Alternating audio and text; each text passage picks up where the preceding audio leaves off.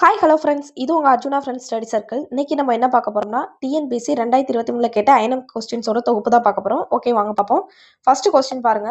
ஜவஹர்லாலின் இறப்பு இந்தியா மட்டுமல்லாது ஒட்டுமொத்த மனித சமுதாயம் ஓர் ஒப்பற்ற ராஜதந்திரியை இழந்ததும் அவர் சுதந்திரத்திற்கான போராட்டத்திலும் மற்றும் உலகளாவிய புரிதலுக்கான பெரிதும் மதிக்கப்பட்டவர் என யார் கூறியது அப்படின்னு யார் சொல்லியிருக்காங்கன்னு பார்த்தீங்கன்னா ஹென்றி லூபாக். ஓகேங்களா, யார் சொல்லியிருக்காங்கன்னு பார்த்தீங்கன்னா ஹென்ரிக் லூபாக் அப்படிங்கிறவர் தான் சொல்லியிருக்கிறாரு.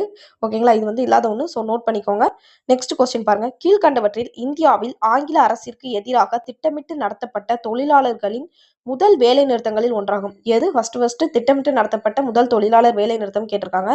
ஓகேங்களா, இதற்கு சரியான விடை என்னன்னு பார்த்தீங்கன்னா கோரல் நூற்பாலை வேலை நிறுத்தம். இதுதான் ஃபர்ஸ்ட் திட்டமிட்டு நடத்தப்பட்ட வேலை நிறுத்தமா இருக்கும். எப்போ நடத்தியிருப்பாங்கன்னா 1908. சம்பரான் இயக்கம் எப்போனா 1917 நடத்தியிருப்பாங்க. நெக்ஸ்ட் அகமதாபாத் மில் வேலை நிறுத்தம் எப்போனா 1918 நடந்திருக்கும். நெக்ஸ்ட் கேதா இயக்கம், அதுவும் 1918 நடந்திருக்கும். ஆனா கோரல் நூற்பாலை வேலை நிறுத்தம் வந்து என்ன நடத்திருக்கும்னா 1908 நடந்திருக்கும். ஓகேங்களா, இந்த சம்பரான் இயக்கம் வந்து விவசாயிகளுக்கு கிளர்ச்சியா இருக்கும். மித்த எல்லாம் அகமதாபாத் மில் தொழிலாளர் வேலை நிறுத்தம், இதுவே தொழிலாளர்னே இருக்கு. ஸோ உங்களுக்கு குழப்பறதா இருந்தா பி ஆப்ஷன், சி ஆப்ஷன் தான் குழப்பம். ஓகேங்களா, ஸோ கோரல் நூற்பாலை வேலை நிறுத்தம் தான் ஃபர்ஸ்ட் நடந்திருக்கும். 1908 சுப்பிரமணிய சிவா மற்றும் வஉசி அவங்க தான் இதுக்கு உந்துகோலா இருந்திருப்பாங்க. ஓகேங்களா. ஓகே, நெக்ஸ்ட் கொஸ்டின் பாருங்க. ஒரு நாள் பிறக்கும் இந்தியர்கள் தங்கள் சுதந்திரத்தை மீட்டெடுக்க மகாராஷ்டிரர்களின் வழியை தேர்ந்தெடுப்பர், அவர்கள் வீர சிவாஜியின் வழியை பின்பற்றுவார்கள் என்று கூறியது யார்? இதற்கு மிக சரியான விடை எதுன்னு பாத்தீங்கன்னா சுபாஷ் சந்திர போஸ் தான் அப்படி சொல்லியிருப்பார். ஓகேங்களா, இதை நல்லா நோட் பண்ணிக்கோங்க. இது எப்படி யார் சொன்னார்னா சுபாஷ் சந்திர போஸ். ஓகேங்களா, நெக்ஸ்ட் கொஸ்டின் பாருங்க.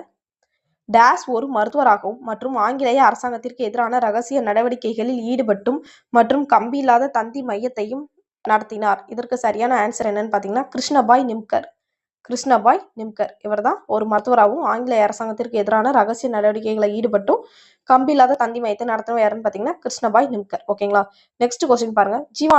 ஜீவானந்தம் குறித்த தகவல்களில் சரியானவை எதுன்னு கேட்டிருக்காங்க. ஓகே, 4 ஸ்டேட்மெண்ட் கொடுத்திருக்காங்க. இதெல்லாம் கரெக்ட்னு பாருங்க. ஜீவானந்தம் உண்மை விளக்க நிலையம் எனும் ஆசிரமத்தை தோற்றுவித்தார். இது சரியான்னு கேட்டீங்கன்னா இது வந்து சரிங்க. அவர் உண்மை விளக்க நிலையம் அப்படிங்கிற ஆசிரமத்தை தோற்றுவித்தவர்னா ஜீவானந்தம். நெக்ஸ்ட், இவர் சுசீந்திரத்தில் நடைபெற்ற கோயில் நுழைவு போராட்டத்தில் கலந்து கொள்ளவில்லை. இதற்கு சரியான்னு கேட்டீங்கன்னா இது வந்து கலந்துக்கிருப்பாரு. ஸோ அப்படிங்கிறது தப்பு. நெக்ஸ்ட் பாருங்க. ஜீவானந்தம் காந்தி ஆசிரமத்தை சிறுவயலில் நிறுவவில்லை. இது சரியான்னு கேட்டீங்கன்னா இது வந்து தப்புங்க. அவர் வந்து காந்தி ஆசிரமத்தை சிறுவயல்ல நிறுவியிருப்பாரு. நெக்ஸ்ட், இவர் வைக்கம் போராட்டத்தில் ஈடுபட்டார். இது சரியான்னு கேட்டீங்கன்னா இது சரி. ஸோ ஆப்ஷன் டெல்லி தான் கரெக்ட்.